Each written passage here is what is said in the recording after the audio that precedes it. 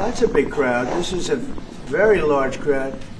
You get more than most countries, I have to say. This is a very good crowd of the media. It's an honor to be with President Lee of South Korea.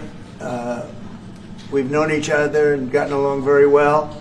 We have some additional trade because I hear they want to renegotiate the deal, but that's okay. I don't mind that. That doesn't mean they're going to get anything, but I don't mind. But we're going to have some very serious discussions about different things, including trade, where we do a lot of trade with South Korea, as you know. We are thinking about contracting some ships.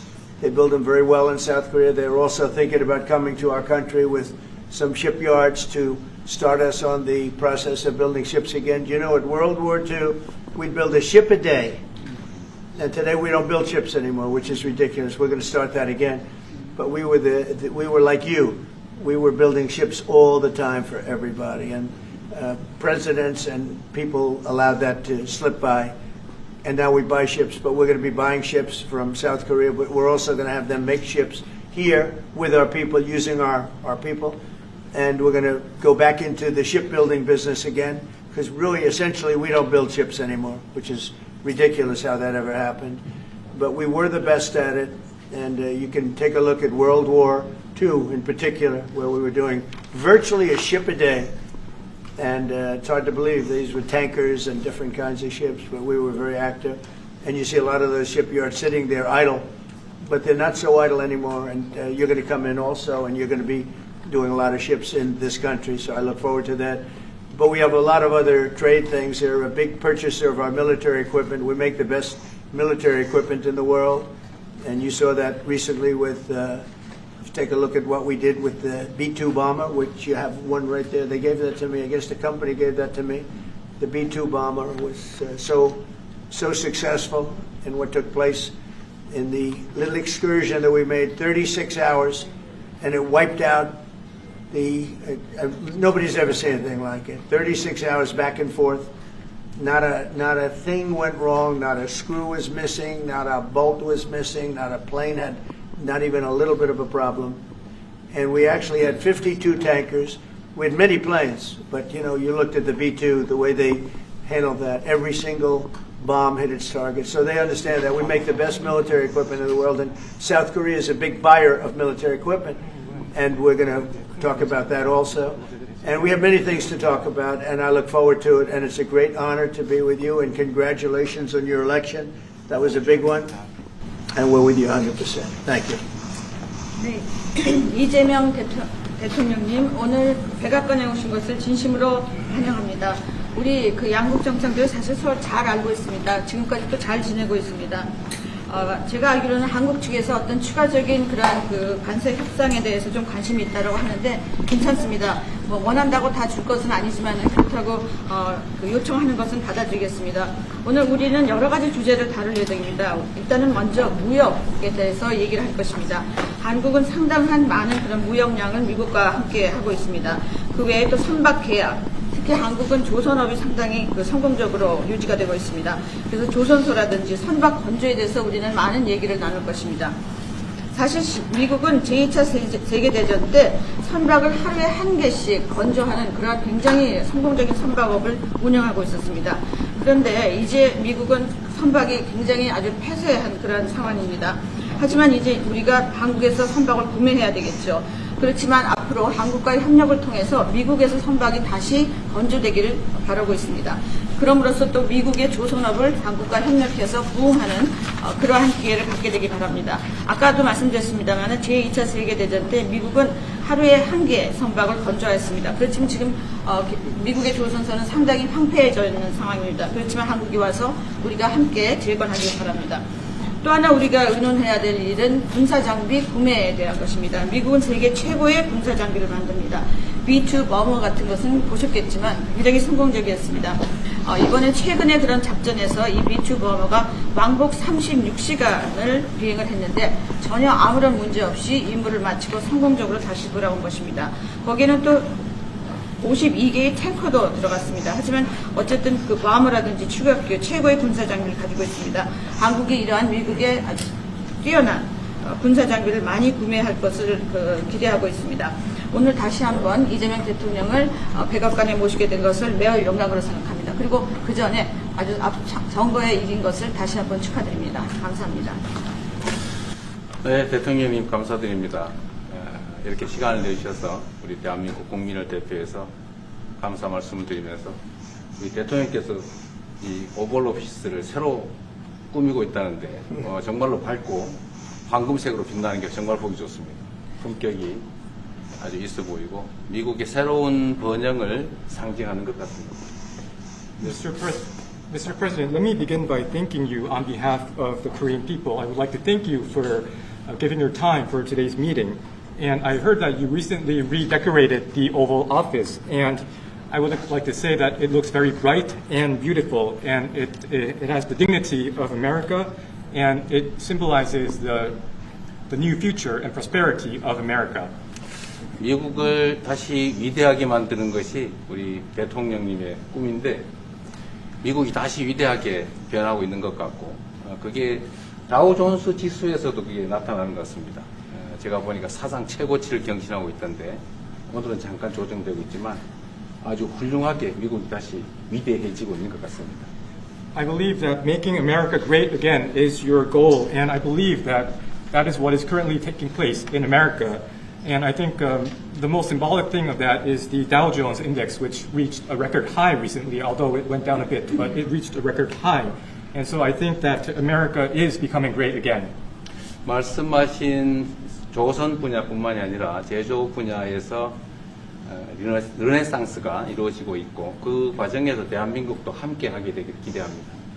So I believe that there is a renaissance taking place not only in the shipbuilding sector but also in the manufacturing industry, and I hope that Korea can be a part of that renaissance. 그리고 또 한 가지 제가 꼭 말씀드려야 될 것이 대통령님의 평화를 지키는 기간의 미국의 역할을 넘어서서 새롭게 평화를 만들어가는 피스메이커로서의 역할이 정말로 눈에 띄는 것 같습니다.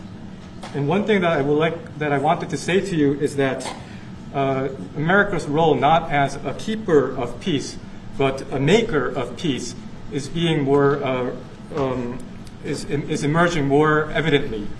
유럽, 아시아, 아프리카, 중동 여러 곳에서의 전쟁들이 이제는 트럼프 대통령님의 역할로 휴전하고 평화가 찾아오고 있습니다. Many wars in Europe, in Asia, in Africa, and in the Middle East are coming to peace because of the role that you are playing.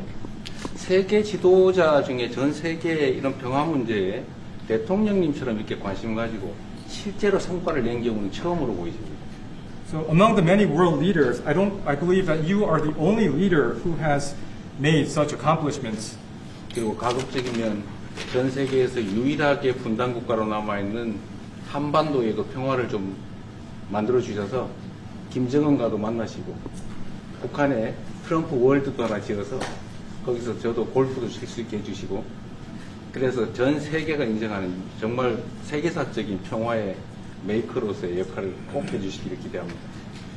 And I would like to mention that the only remaining divided nation in the world is the Korean Peninsula, and I would like to ask for your role in establishing peace on the Korean Peninsula. So I look forward to your meeting with Chairman Kim Jong-un and construction of a Trump Tower in North Korea and playing golf at that place. 아마 기다리고 있을 것 같습니다. 다시 한 번만. 기다리고 있을 것 같습니다. So I believe he will be waiting for you. 그리고 마지막으로 든든한 한미 동맹을 기반으로 대한민국이 성장 발전해 왔고 앞으로도 이 한미 동맹을 군사 분야뿐만이 아니라 경제 분야 또 다른 과학 기술 분야까지 다 확장해서 미래형으로 발전시켰으면 좋겠습니다. Korea was able to attain economic growth and development through our ironclad alliance. And going forward, I hope to develop our alliance into a future-oriented alliance that encompasses areas not only limited to security, but also the economy and science and technology. 대한민국 국민들은 트럼프 대통령님에 대해서 정말로 큰 기대를 가지고 있다는 말씀을 드리면서 다시 한번 이런 시간 내주셔서 감사드립니다. The Korean people have great expectations for you, Mr. President. Thank you once again for your time.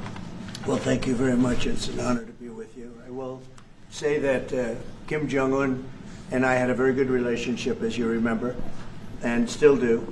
And when I came in, I didn't know him. We had 2 summits, but we became very friendly. Respect. It was great respect. And it was not going to be that way had Hillary Clinton won the election. It would have been a disaster. But we think we can do something in that regard with respect to North and South, and I think you are much more prone to doing that than other leaders that I've been working with from South Korea. And we'll work on that. I think it's very good to work on that. If you remember, you were doing the Olympics, and there was a great time of hostility with North Korea, and you weren't selling tickets because nobody wanted to be blown up in the stadium during the opening ceremonies, right? And you were not selling tickets. And I was also at my formative stage with North Korea and Kim Jong-un, and we were a little bit going at it about Rocket Man, Little Rocket Man, everything back and forth, and it was really nasty. And then I got a call one day, and they wanted to get together, they wanted to talk, and we started talking. And then he said really brilliantly, he said, you know, the Olympics is going to be opening very soon, and we'd like to be a part of it. They actually put teams in it. You got along great. And by the way, immediately upon that phone call, you started selling tickets, and it turned out to be a tremendous success. So it went from being empty stadiums because people were afraid to go, because it was a target potentially, to a great success. And I was very proud of that. You had one of the most successful Olympics, and now we have the Olympics coming to the U.S., so we're very happy about that. But that was a great honor to get involved and make the Olympics so successful.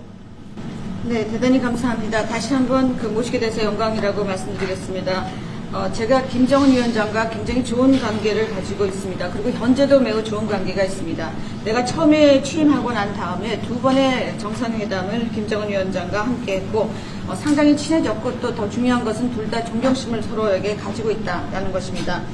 만일 힐러리 클린턴이 대통령으로 당선했다면 절대 그러한 상황까지 이루지 않았을 것입니다. 제가 보기에는 이재명 대통령께서 한국의 어느 지도자보다도 북한에 좀 더 문제를 해결하고자 하는 의지가 있는 그러한 대통령이라고 생각합니다. 그래서 어쩌면 우리가 함께 노력한다면 어느 정도 진전이 있을 수도 있겠습니다. 사실 그 한국에서 올림픽이 열렸을 때 북한 때문에 많은 사람들이 올림픽 표를 사지 않는 그런 현상이 생겨났었습니다. 그런데 김정은 위원장이 그때 사실은 김정은 위원장과 초기에는 제가 별로 사이가 좋았던 것은 아닙니다. 서로 라켓맨이라고 부르면서 주고받는 그러한 그 해프닝도 있었습니다. 그런데 어느 날 통화를 시작하게 되었고 통화를 하면서 그가 얘기를 했습니다. 한국에서 올림픽이 곧 열리는데 우리 그 북한도 참가하겠다. 그렇게 얘기를 했습니다. 그리고 그 통화 직후에 올림픽표가 많이 팔리기 시작했습니다. 그리고 한국의 올림픽은 올림픽 역사상 가장 성공적인 올림픽으로 지금 기록되고 있습니다. 또 우리 미국도 곧 올림픽을 주최할 예정입니다. 그래서 우리도 미국에서 성공적인 그런 올림픽을 주최할 계획을 가지고 있습니다.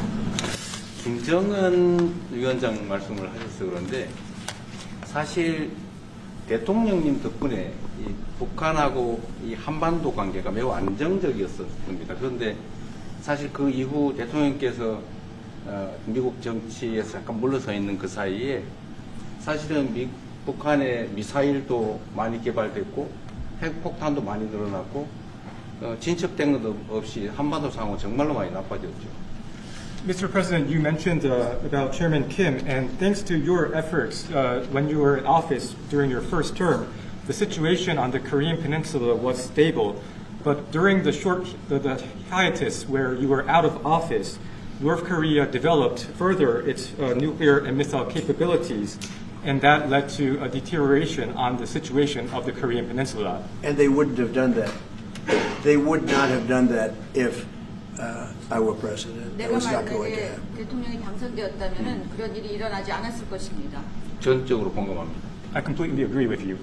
그래서 지금 얼마 전에 김여정이 미국과 저를 비난하는 발언을 할 때도 대통령과 김정은 위원장의 특별한 관계에 대해서는 의심하지 않는다 이런 표현을 했습니다. 기다리고 있다는 뜻으로 보여졌습니다. So when Kim Yo-jong, the deputy director of the Workers' Party of Korea, issued a statement denouncing South Korea, she mentioned about the the not bad relationship between you and Chairman Kim Jong-un, and I believe that this is a sign that North Korea is waiting. 한반도의 평화의 세기를 꼭 열어주시기 바랍니다. So I hope that you will usher in a new era of peace on the Korean Peninsula. I will do that, and we'll have talks. He'd like to meet with me. He didn't want to meet with Biden because he had no respect for Biden, but we look forward to meeting with him, and we'll make relations better. You'll help that. You had a lot of leaders. I've gone through a lot of leaders in South Korea. You know, it's been quick. You'll be there for a long time. But we, in the various leaders that I've dealt with, they were not approaching it properly, in my opinion, having to do with North Korea. But I think your approach is a much better one. 네, 그렇게 하도록 하겠습니다. 김 위원장이 바이든 전 대통령을 만나고 싶죠 하지는 않았지만 말은 만나고 싶어 할 것 같습니다. 그래서 그런 그 시도를 하겠고요. 내가 한국의 지도자들을 여러 분을 만나봤는데 제 개인적인 생각으로는 대북 정책이 그렇게 적절하지 않지 않았나 하는 생각이 듭니다. 그래서 이 대통령께서 그 적절한 대북 정책을 통해서 좀 더 그 진전이 있었으면 하는 생각입니다. 저의 관여로 남북 관계가 잘 개선되기 쉽지 않은 상태인데 실제로 이 문제를 풀 수 있는 유일한 인물이 트럼프 대통령이십니다. So resolving this issue through my engagement is not an easy thing. And the only person that can make progress on this issue is you, Mr. President. 대통령께서 피스메이커를 하시면 저는 페이스메이커로 열심히 지원하겠습니다. So if you become the peacemaker, then I will assist you by being a pacemaker. That's good. We can do big progress, I think, with North Korea. Absolutely. 네, 북한에 대해서 큰 진전을 함께 이루어 나갈 수 있다고 믿습니다. 감사합니다. Okay, thank you very much. Thank you very much. Good job. Okay, questions, please. Mr. President, when you met with Russian President Vladimir Putin, how soon did he say that he wanted to sit down with Ukrainian President Zelensky? Russia, as of now, says there's no meeting on the books and no agenda is set. Well, that's going to be up to them. It takes two to tango. I always say it. And they should meet, I think, before I have a meeting and probably close the deal. But I think it's appropriate they meet. They do not exactly get along well, as you can understand. And I'm sure it's a meeting that perhaps he didn't like. But he wasn't happy about coming to the United States either. That was a big concession, and I appreciate the fact that he did. You know, I've always had a very good relationship, despite a fake Russia haunt that we had.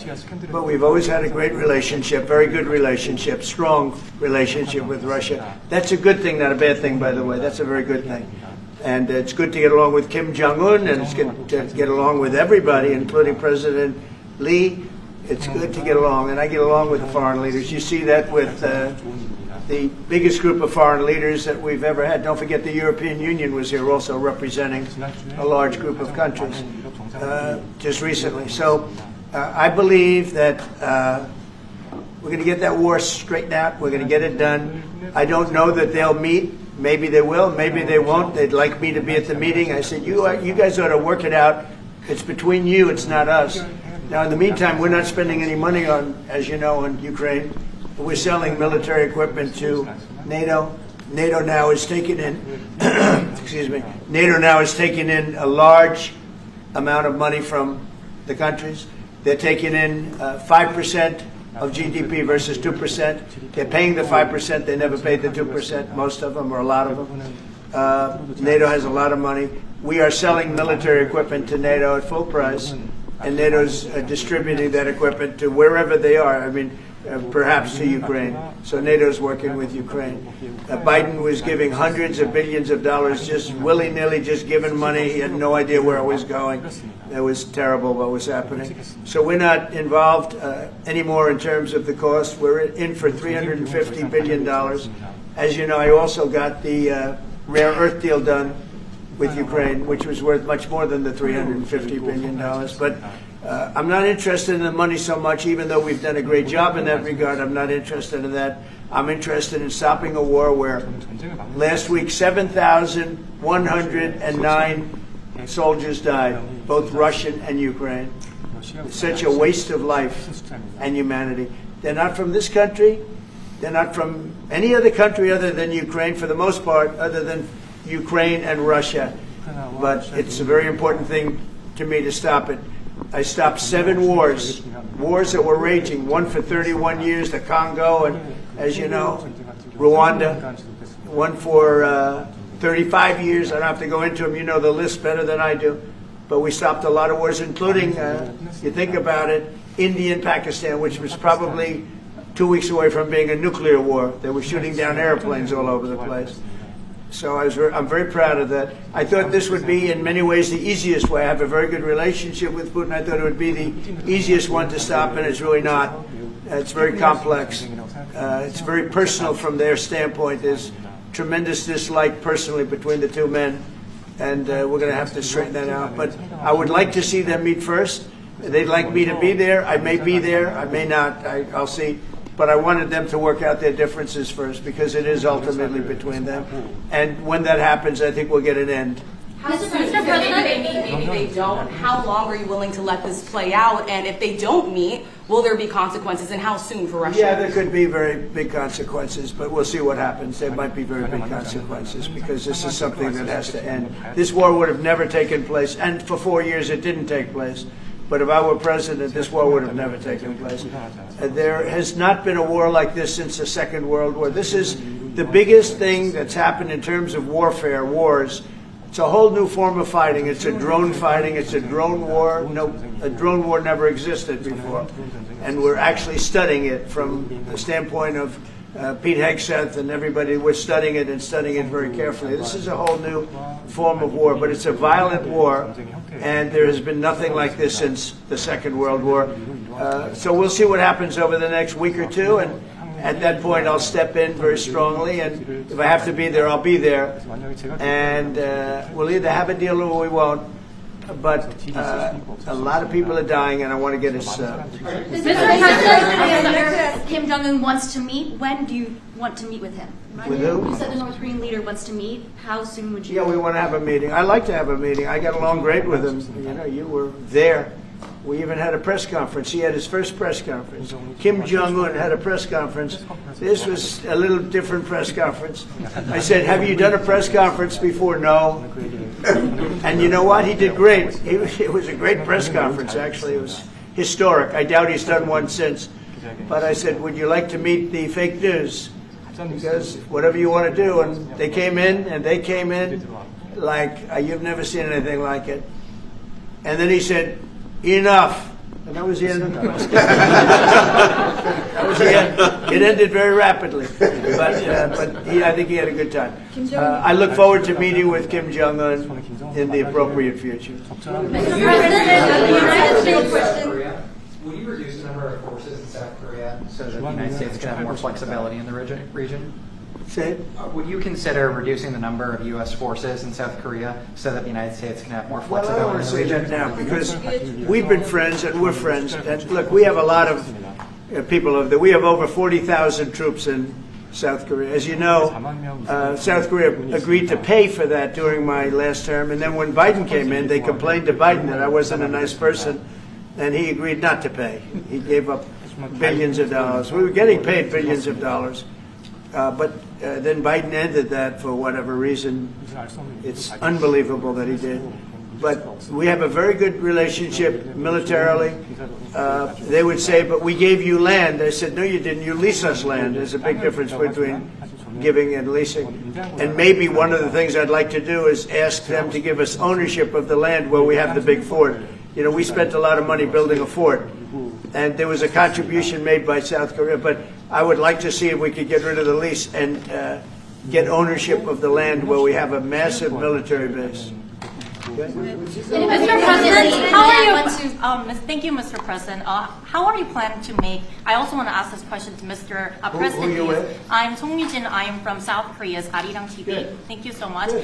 So, as mentioned earlier, United States is South Korea's most important and closest ally. So, in this point of view, I would like to ask you and also President Lee, what do you think are the key ways to make the South Korea-U.S. alliance greater? Well, I think it's great now. I feel very warmly toward South Korea. I will tell you that I have a lot of people in business that I deal with that are from South Korea. They love Trump because they feel I've saved. I think you would have had a nuclear war if I weren't. I think you would have had a nuclear war, North Korea and South Korea. I think it would have been a disaster. You're only 60 miles away from Seoul. They don't even need nuclear. They have their cannons, howitzers, and they have them buried in the mountain. You know what I'm talking about. And I think you would have had, if I didn't win that election, if Hillary Clinton, crooked Hillary, won that election, I think you would have had a nuclear war. It would have taken place, and it would have been horrendous for everybody, including them. It would have been very bad for them because we would have had to enter the picture, and we are the most powerful nuclear country in the world by far. Russia's second, China's third. China's going to catch eventually, 5 or 6 years. They're working to catch. One of the things we're trying to do with Russia and with China is denuclearization. And it's very important. One of the things I discussed with President Putin the other day, it wasn't just that, it was also other things. And I think the denuclearization is it's a big aim. But Russia's willing to do it, and I think China's going to be willing to do it too. We can't let nuclear weapons proliferate. We have to stop nuclear weapons. The power is too great. Okay? Thank you. Mr. President, I'd like to ask you further question about South Korea and U.S. alliance. I'm Anna from the Korea Times. Good. And I'd like to ask you about the trade deal that's on the table. Yeah. You mentioned about the shipbuilding industry, and President Lee mentioned about the manufacturing industry. And what other areas or sectors that you intend to focus on this trade deal? Because Korea is bringing in many investments and create jobs as well. So I'd like to know the opinions of both, how to get a beneficial outcomes for both countries through this deal. Well, we're going to get along great because we really sort of need each other. We love what they do. We love their product. We love their ships. We love a lot of the things that they make. And they love what we have. We're dealing with them on Alaska having to do with the oil. You need oil and we have it. So we have a big advantage in that way. We have more oil and gas and coal and energy than any other country in the world by far. No, for whatever reason, God was very good to us. He gave us the greatest. We didn't use it. We started to use wind. Wind doesn't work. They started to use solar panels that took over the land all over the Midwest, where the farmers said, what happened to my land? They'd have a 10-mile by 10-mile solar field that they couldn't farm. The most valuable land, farming land in the world, probably the most vibrant in the world. And they put solar plants all over the place. It's ridiculous. Big, massive black fields of solar that all comes out of China, or plastic, all comes out of China. But we have the greatest amount of energy in the world, and we're dealing with South Korea, as you know, in Alaska, and we're going to be making a deal, a joint venture with South Korea. Japan is involved also, very strongly involved. So we have Japan and South Korea, and we're actually the closest. It seems like quite far away, Alaska, but actually it's right up the little ocean, right up the little Pacific Ocean. It's actually pretty close, relatively speaking. But we have more oil and gas and coal than any other nation in the world by far, and we're going to use it. And that's the thing that South Korea, I think, most wants from us, I would think. Would you go back to the DMZ to meet with the North Korean leader? Say it. Would you go back to the DMZ to meet with the North Korean leader? I loved it. Remember when I walked across the line and everyone went crazy? Especially Secret Service, I would say they were crazy. And I looked into those windows, the windows, the glass, that you could only see if you looked direct, because there was all sorts of stuff. But I looked in and I saw more rifles pointing at me than you could. There were a lot of rifles in that building. The Secret Service was not happy. You know the buildings I'm talking about? The two blue buildings on each side.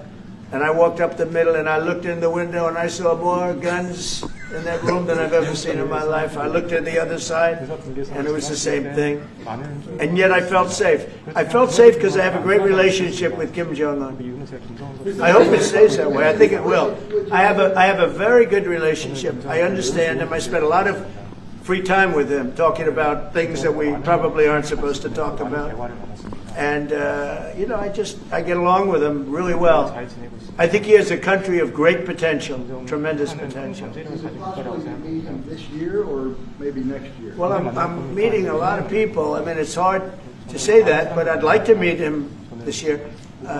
President Xi would like me to come to China. It's a very important relationship. As you know, we're taking a lot of money in from China because of the tariffs and the different things. And it's a very important relationship. We're going to get along good with China. I hear so many stories about we're not going to allow their students. We're going to allow their students to come in. We're going to allow. It's very important. 600,000 students. It's very important. But we're going to get along with China. But it's a different relationship that we have now with China. It's a much better relationship economically than it was before. With Biden, boy, what he allowed that, I mean, they just took him to the cleaners. You know the expression? They took him to the cleaners. I'm sure they have an equal expression in South Korea, but they took that guy out for a ride like nobody's ever been ridden before. Terrible. But we have a very strong relationship, Howard, I would say, economically with China now, getting much better. They have to give us magnets. If they don't give us magnets, then we have to charge them 200% tariff or something, you know. But we're not going to have a problem, I don't think, with that. I think that's perhaps behind us. You know, China intelligently went and they sort of took a monopoly of the world's magnets. And nobody needed magnets until they convinced everybody 20 years ago, let's all do magnets. There were many other ways that the world could have gone. But so it'll take us probably a year to have them. We're heavy into the world of magnets now, only from a national security standpoint. But we have a powerful thing. It's airplane parts. They have many Boeing jets. You know, they had 200 jets that didn't fly. And I've sent them all, based on his word, I sent them all of the parts so their planes can fly. I could have held them back. I didn't do that because of the relationship I have. And their planes are now flying. You know, we had 200 of their planes were unable to fly because we were not giving them Boeing parts purposely, because they weren't giving us magnets. Therefore, we weren't giving them. But we have a much more powerful thing, that's tariffs. If we wanted to put 100%, 200% tariffs on, we wouldn't do any business with China. And, you know, that would be okay, too, if we had to. But the magnet situation, we have tremendous power over them, and they have some power over us with magnets. We're going to have a lot of magnets in a pretty short period of time. In fact, we'll have so many we won't know what to do with them. But you know the story. It's a very interesting history with magnets. And it really is because presidents, not being business people, they allowed that to happen. And they shouldn't have. But we have much more. I mean, look, in terms of playing the cards, we have much bigger and better cards than they do. But with that being said, I think we have a great relationship. I spoke to President Xi fairly recently, and at some point, probably during this year or shortly thereafter, we'll go to China. And I think we're going to see a magnificent sight. It's a great country. Mr. President, on the National You Guard. and President Lee actually are planning to go to China. You mentioned either this year or next year. Could you please share more details about your plans going to China and also President Lee? I think Well, maybe we'll go together. Do you want to go together? We can share a plane. We'll save energy. We'll save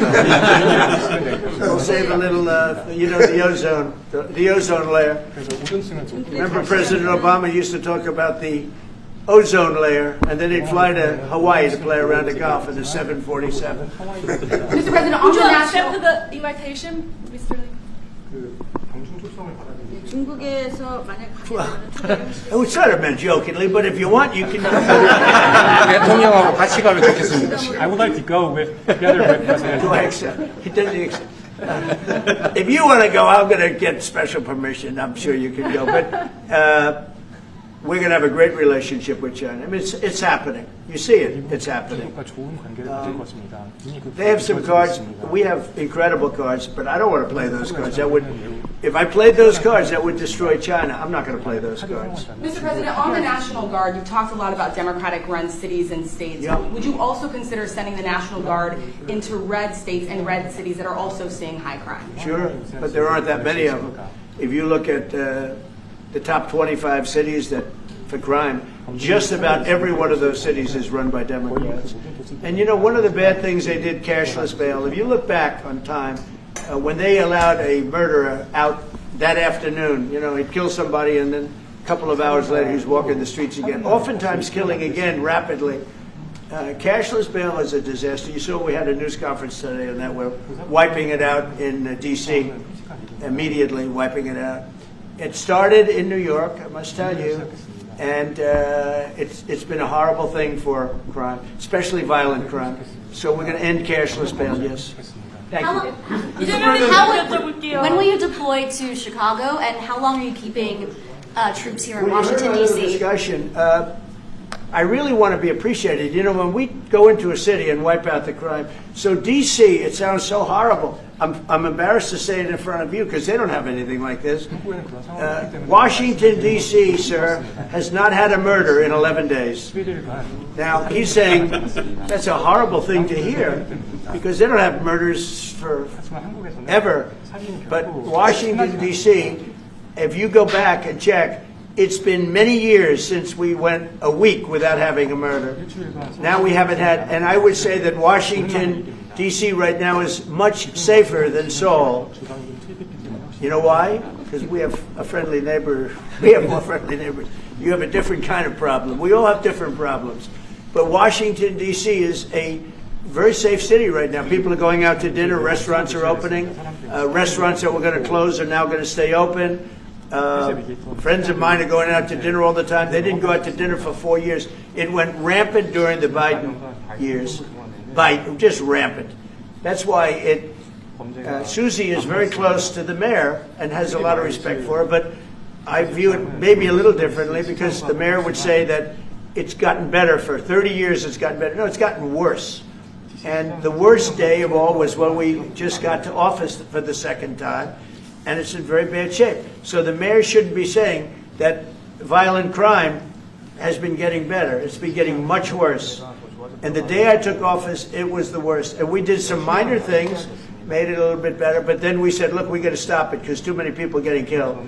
And we have not had a murder in 11 days. It sounds crazy. I hate to say this in front of this gentleman who I respect, because they don't have murders for years. But we have not had a murder in 11 days. And that's going to go on for a long time. And there will be, I guess, it'll happen a little bit. But we have a very safe city. This is one of the safer cities right now in the country. And in a short period of time, it'll be like the border. Nobody came in through our border. For the last 90 days, 3 months, we had 0 illegal aliens from the Congo, from South America, from all over the world, from prisons coming in, pouring into our country. Nobody, not one person, and this is done by a liberal group, a liberal think tank. They do the work. Not one person has come into our country. Think of that. It's been amazing. And I didn't have to go back to Congress and ask.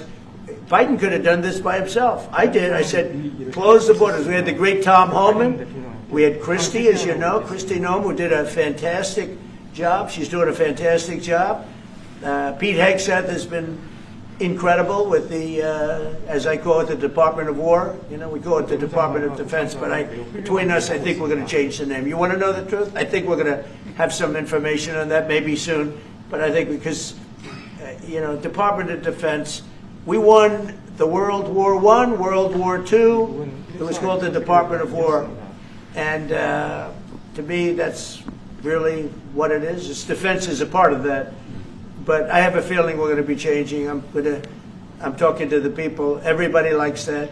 We had an unbelievable history of victory when it was Department of War. Then we changed it to Department of Defense. So that's a little thing, has nothing to do with your country, but it's something that I think you're going to be hearing about or seeing about over the next couple of weeks.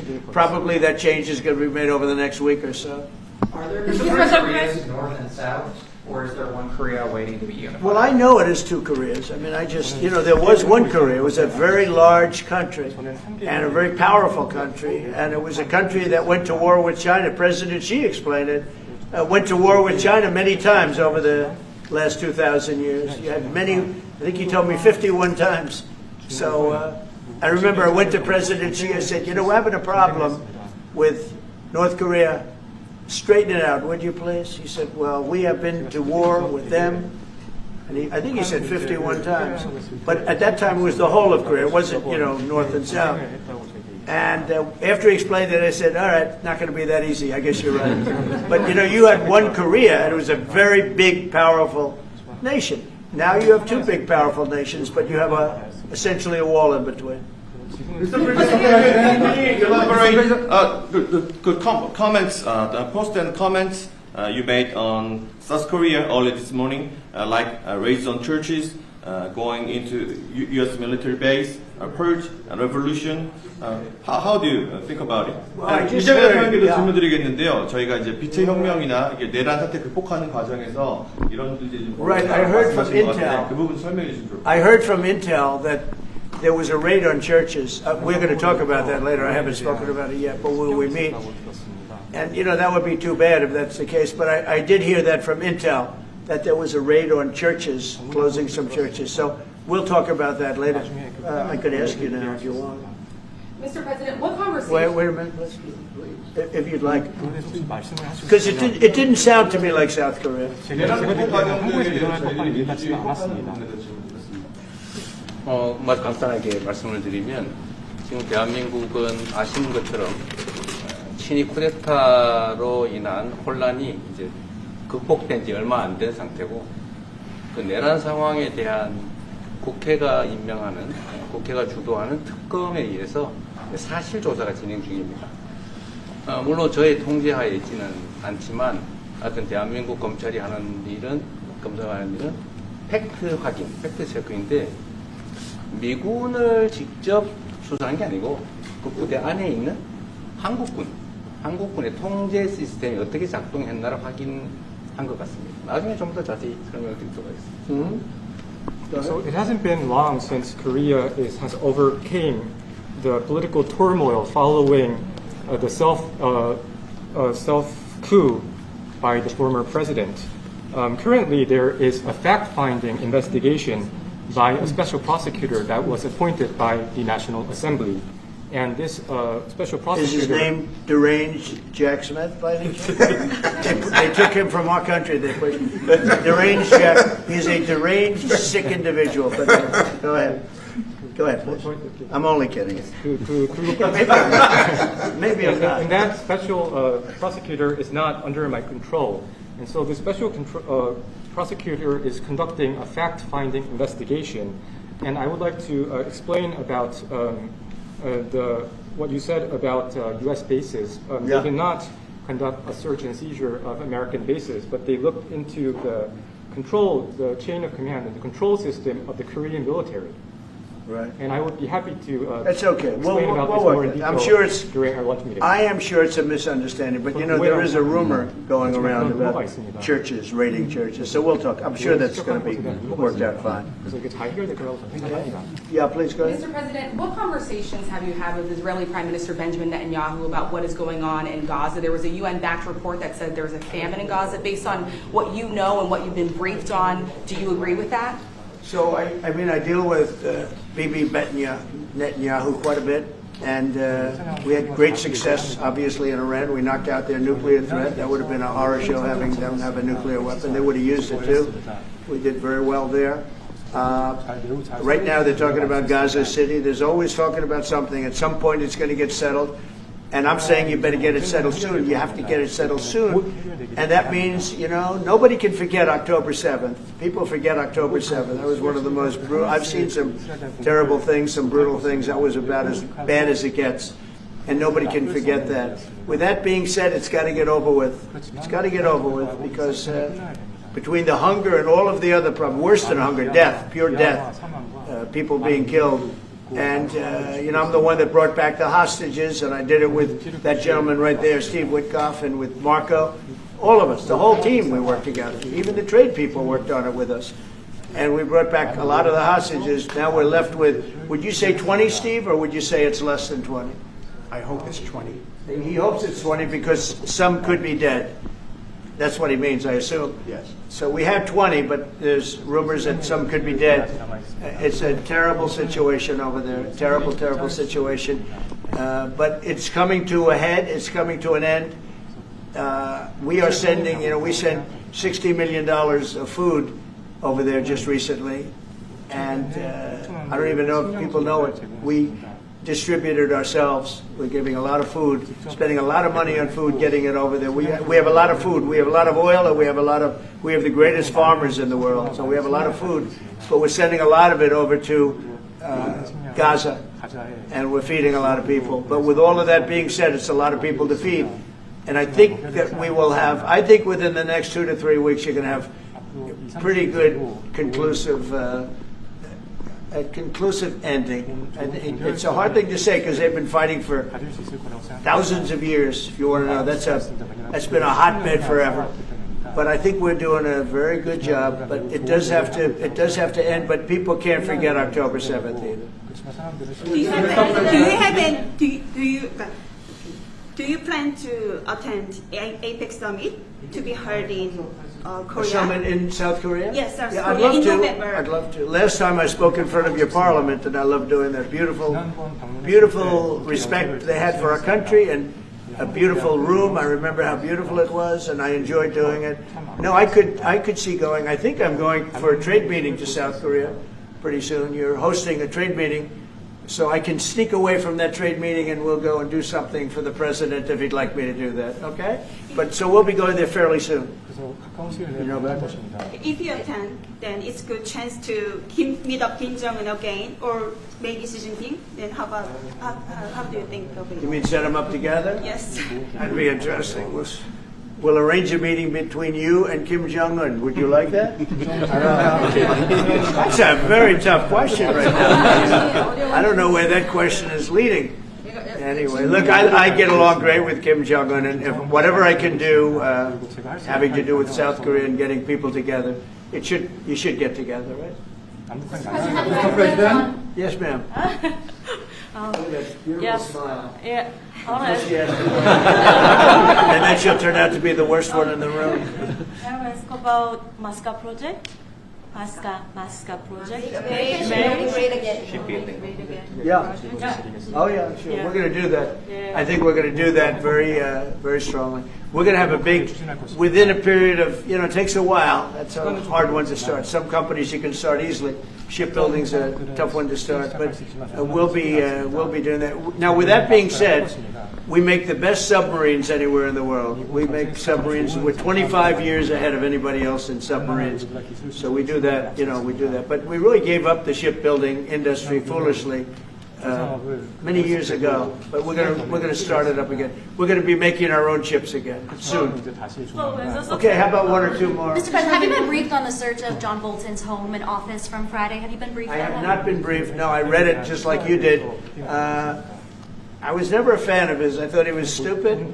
I thought he was, a guy that only wanted to go into war. He liked killing people. I thought he was essentially a bad guy, but I'm not involved in that. No, you'd have to ask Pam Bondi about that. Are more raids like that coming, sir? Are more raids like the one on John Bolton's house coming? More raids? I don't know. You'd have to ask the Department of Justice. They raided my house, I can tell you that. They did a big raid on my house. They took away everything that wasn't pinned down, and they took away some of that too. No, they raided Mar-a-Lago. They started that. These were bad people that we had in our government before. They raided Mar-a-Lago. They went into my wife's area. They went into my son's area, my young son. And what they did was a disgrace. But how did it work out? I see. We're in the overall. I guess it didn't work out too well for them, did it? They are bad people. They're sick. They're sick people. And they came in with their guns into Mar-a-Lago, like 98 people. I wasn't there. Fortunately, I wasn't there. But they are very evil, very sick people, that group. And if they would have won the election, this country wouldn't exist as we know it.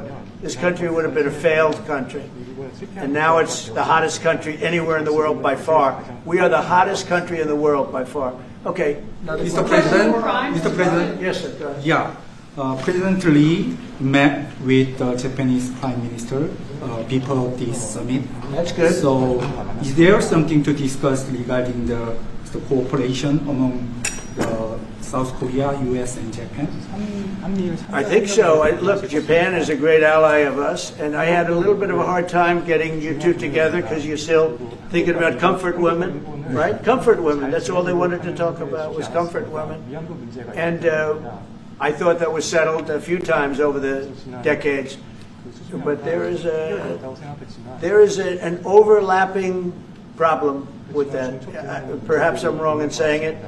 Perhaps this isn't right, but the whole issue of the women, comfort women, very specifically, we talked, and it was a very big problem for Korea, not for Japan. Japan wanted to go.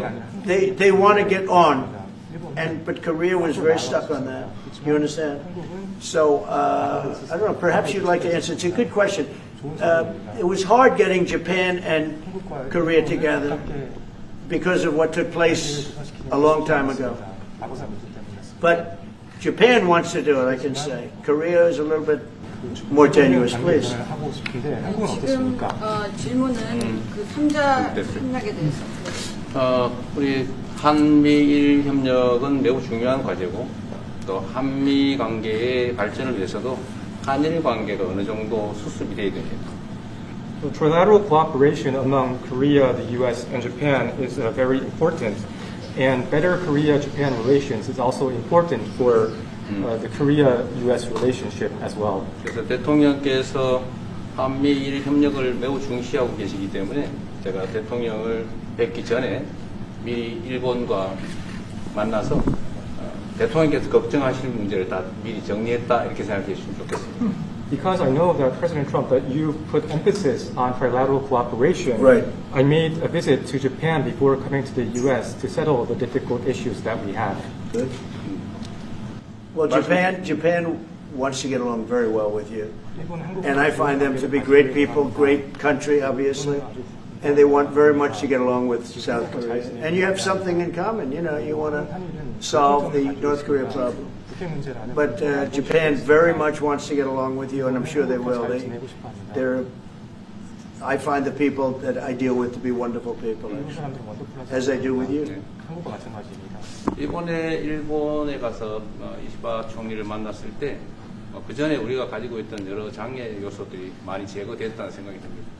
So when I visited Japan and met with Prime Minister Ishiba, I realized that many of the obstacles that existed between our two countries have now been removed. True. During my term. We removed them during my term. There was an overlay a little bit, but we removed many of those obstacles during my term. And, if you look at Prime Minister Abe, who was a great man, he was a great friend of mine, and he was assassinated. But he felt very warmly toward your country, I can tell you that. And the current Prime Minister, who I've gotten to know very well, feels the same way. So I think you're going to have a great relationship with Japan. Steve, go ahead. Just to close the loop on Gaza, is there a diplomatic push underway to try to get all this to end? Oh, there's a diplomatic push. There has been, yeah, sure. Right now, Steve, I would say very serious diplomatic push. Marco or Steve, Marco, do you want to answer that first? Yeah, it's never stopped. We've always looked to find a solution there. Ultimately, as the president said, we want it to end. It has to end with no Hamas. Steve, where are we? I would say that we wouldn't be anywhere but for the president's truth last week, which was a statement to Hamas that they better get their act together and get to the peace table. But for that, it would have been all stalled. So, as usual, he is the man who moves it. Thank you. Thank you very much, everybody.